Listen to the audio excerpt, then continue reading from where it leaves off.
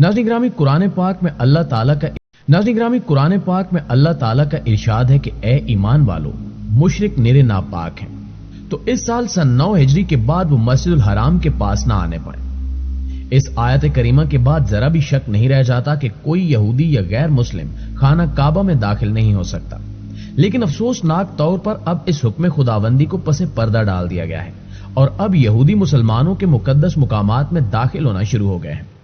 ऐसा ही एक वाकया अभी हाल में पेश आया जब एक यहूदी सहाफी मुसलमानों के मुकद्दस तरीन मकाम में दाखिल हो गया।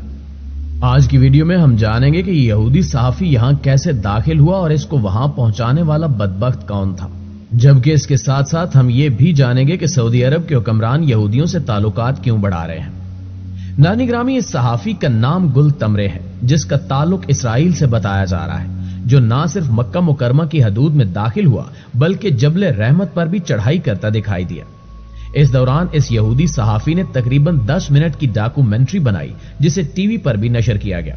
जबकि सहाफी के साथ बज़ाहिर एक मकामी गाइड मौजूद था जिसका चेहरा वीडियो में धुंधला दिया गया ताकि इसकी पहचान ना हो सके। यह सहाफी कैमरे के सामने हेब्रू जुबान में आहिस्ता आहिस्ता आवाज के साथ बोलता है, जबकि बाज औकात वो अपनी इसराइली शनाख्त छुपाने के लिए फौरन अंग्रेजी जुबान बोलना शुरू कर देता है ताकि इसकी शनाख्त ना हो सके।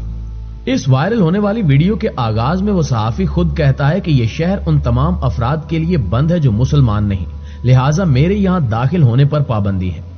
आगे चलकर इसको यह कहते हुए सुना जा सकता है कि यह वाज़ेह था कि मेरे लिए मक्का में दाखिल होना नामुमकिन है, लेकिन मुझे एक बेहतरीन शख्स मिला जिसने अपनी जान को खतरे में डालकर मुझे इस सफर पर ले जाने का फैसला किया। वो अपनी रिपोर्ट में बताता है कि हमने सोचा हुआ था कि अगर पुलिस हमें रोकेगी तो हम बताएंगे कि हम मक्का में दोस्तों से मिलने जा रहे हैं। इस वीडियो रिपोर्ट में वो कई रोड साइंस के पास से गुजरते हैं जिन पर लिखा होता है कि गैर मुस्लिमों का आगे जाना मना है। यही वजह है कि वो पुलिस की चेक पोस्टों से गुजरते हुए अपने कैमरे नीचे कर लेते थे ताकि किसी को कोई शक ना हो। अरफात पहुंचने पर तमारी के गाइड को यह कहते सुना जा सकता है कि यह सब गैर कानूनी है, लिहाजा हमें यहां लोगों की नजरों से बचना होगा। वो बज़ाहिर परेशान नजर आते हैं कि लोग इन पर शक कर रहे हैं। ऐसे में तमारी इब्रानी जुबान में कैमरे की तरफ देखते हुए कहता है कि यहां सिर्फ मुसलमान दाखिल हो सकते हैं और आज तक किसी इस्राएली सहाफी ने यहां से नशरियात नहीं की। उसने रिपोर्ट में बताया कि जब हम अरफात के पहाड़ पर पहुंचे और चोटी की तरफ चलने पर मेरे गाइड ने मुझे वहां जाने का इशारा किया और कहा कि इसने कुछ लोगों को आपस में बहस करते हुए सुना कि ये मुसलमान हैं या नहीं, इसलिए हमने वहां से भागने में ही आफियत जानी और फिर थोड़ी देर बाद हम गाड़ी तक पहुंच गए और आखिरकार शहर से बाहर निकल गए। दूसरी जानिब इसराइल के वजीर बराए इलाकाई ताउन एसावी फ्रिज ने मक्का से मुतल्लिक इसराइली टीवी की इस रिपोर्ट को अहमकाना करार देते हुए इसकी मुजम्मत की है और उनका कहना है कि सिर्फ रेटिंग की खातिर इस रिपोर्ट को नशर करना गैर जिम्मेदाराना और नुकसानदेह था। जब ये वीडियो सोशल मीडिया पर वायरल हुई तो लोगों ने खूब अपने दिल की भड़ास निकाली और इसे पकड़ने और सख्त सजा सुनाने का मुतालबा किया।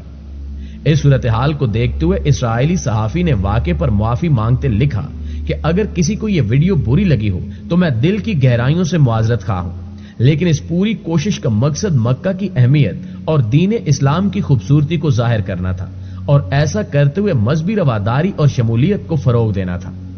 नाज़रीन ग्रामी, हालिया इतलात के मुताबिक इसराइली यहूदी सहाफी को मक्का मुकरमा में दाखिल होने में मदद करने वाले सऊदी शहरी को गिरफ्तार कर लिया गया है। इस हवाले से पुलिस का कहना है कि गैर मुस्लिम को मक्का मुकरमा में दाखिले में मदद फ्राहम करना जुर्म है जिसे बर्दाश्त नहीं किया जाएगा, लिहाजा इस किस्म की खिलाफवर्जी करने वाले को कानून के मुताबिक सजा दी जाएगी। यहां कुछ लोगों का यह भी कहना है कि सऊदी हुक्मरान जानबूझकर इसराइल से ताल्लुक बढ़ाने की कोशिश कर रहे हैं। यही वजह है कि अब किसी न किसी बहाने इन यहूदियों को पाक सरजमीन पर बुलाकर करोड़ों मुसलमानों के दिलों को ठेस पहुंचाई जाती है।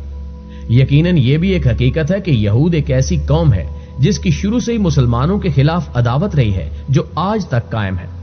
मुसलमानों की ज्यादातर जंगें भी इनके दरमियान हुई और यही वो फिरका है जिसके मुतल्लिक कुरान करीम में भी मुसलमानों को वार्निंग दी गई है कि ये मुसलमानों के दोस्त कभी भी नहीं हो सकते।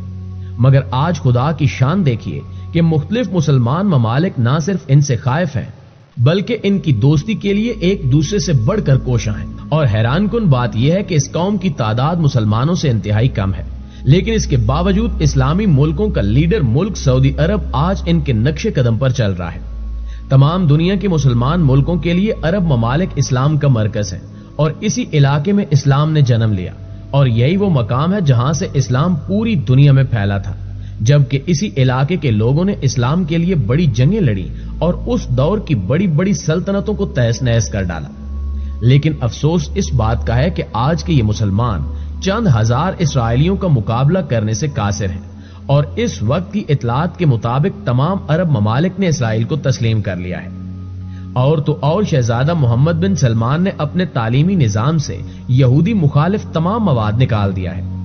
نئے نصاب سے یہودیوں کی خوشنودی حاصل کرنے کے لیے تشدد پر اکسانے والا تمام مواد ہٹا دیا گیا ہے، اور وہ تمام مضامین اور درسی مواد جس میں یہودیوں اور اسرائیل سے نفرت سکھائی جاتی تھی مکمل طور پر ختم کر دیا گیا ہے۔ اس کے علاوہ سعودی عرب کی درسی کتابوں میں جہاد سے متعلق مواد کو بھی نکال باہر کر دیا گیا ہے، جس کے بعد اب سعودی عرب کے نصاب میں ایسی کوئی چیز نہیں بچی جسے پڑھ کر طلبہ میں جہاد اور شہادت کی تمنا پیدا ہو۔ اس کے ساتھ ساتھ سعودی عرب کے نئے نظام تعلیم میں ایسی کوئی بات نہیں جس میں کہا گیا ہو کہ صہیونی منشیات، پیسے اور خواتین کے ذریعے دنیا کے وسائل پر قبضہ کرنا چاہتے ہیں۔ جہاد، اسلام اور غرب اسلام سے متعلق مضامین ہٹانے کے بعد ان کی جگہ روشن خیالی، آزاد خیالی اور اعتدال پسندی کو فروغ دینے والے مضامین شامل کیے گئے ہیں۔ نئی نسل کو ترقی پسندیت کی طرف مائل کرنے، خواتین کو زیادہ با اختیار بنانے اور مخلوط معاشرے کی تشکیل نو کرنے والا مواد فراہم کیا گیا ہے، جس سے اندازہ لگایا جا سکتا ہے کہ عرب حکمران یہودیوں کی محبت میں کس قدر آگے نکل چکے ہیں۔ لہٰذا یہاں کچھ لوگوں کا خیال ہے کہ اسی محبت اور چاہت کے نتیجے میں یہودیوں کو خانہ کعبہ میں داخل کروایا جا رہا ہے، جو کہ انتہائی افسوسناک عمل ہے۔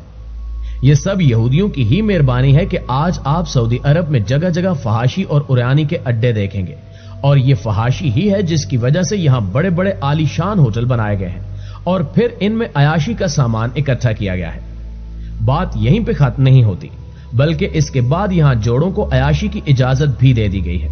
جس کا مطلب ہے کہ اگر کوئی لڑکا اور لڑکی رنگریلیاں منانا چاہتے ہیں تو ان کو کسی روک تھام کا سامنا نہیں کرنا پڑے گا، لیکن اس کام کے لیے ان کو $80 ادا کرنا پڑیں گے اور پھر وہ جو چاہے کر سکتے ہیں۔ اس اقدام کے بعد سعودی عرب کے ساحل سمندر پر جس طرح کے مناظر دیکھنے کو ملے، ان کو دیکھ کر واقعی روح کانپ جاتی ہے، اور انسان سوچنے پر مجبور ہو جاتا ہے کہ کیا واقعی ایک مسلم ملک ہے، کیونکہ آپ دیکھ سکتے ہیں کہ کس طرح ساحل سمندر پر نیم برہنہ لڑکے اور لڑکیاں شرمناک حرکات میں مصروف ہیں اور ان کو روکنے والا کوئی بھی نہیں ہے۔